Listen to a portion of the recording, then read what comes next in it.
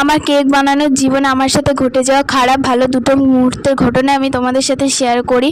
তো যে দুটো বড় ভুল হয়েছিল আজকে কেকটা বানাতে গিয়ে, সেই দুটো ভুলই আমি তোমাদের সাথে শেয়ার করছি। মাথায় এতটা টেনশন নিয়ে আমি কেকটা বানাচ্ছিলাম যে কেকের লাস্ট লেয়ারে চকো চিপস দিতেই ভুলে গেছিলাম। তারপর আবার কেকটা তুলে চকো চিপস দেওয়ার পর আমি এখানে ক্রিম দিয়ে কেকটাকে কোট করে ফ্রিজে সেট না হতে দিয়ে আমি এখানে হোয়াইট চকলেট গানাশটাকে ঢেলে দিয়েছিলাম। আর এটাই আমার সবথেকে বড় ভুল হয়েছিল।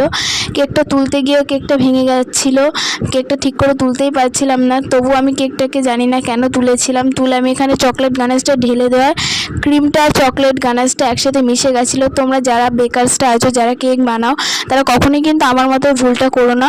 আমার কিন্তু এই কেকটার ডিজাইনটা একদমই ভালো লাগেনি। আমি এখানে ছোট রোজ নজল দিয়ে কয়েকটা রোজ এঁকে নিয়েছিলাম আর চকলেট গার্নিশিংয়ের দুটো চকলেট বসিয়ে আজকে ডেকোরেশনটা এখানেই কমপ্লিট করলাম। তোমরা আরও কেকের ভিডিও পেতে চ্যানেলটা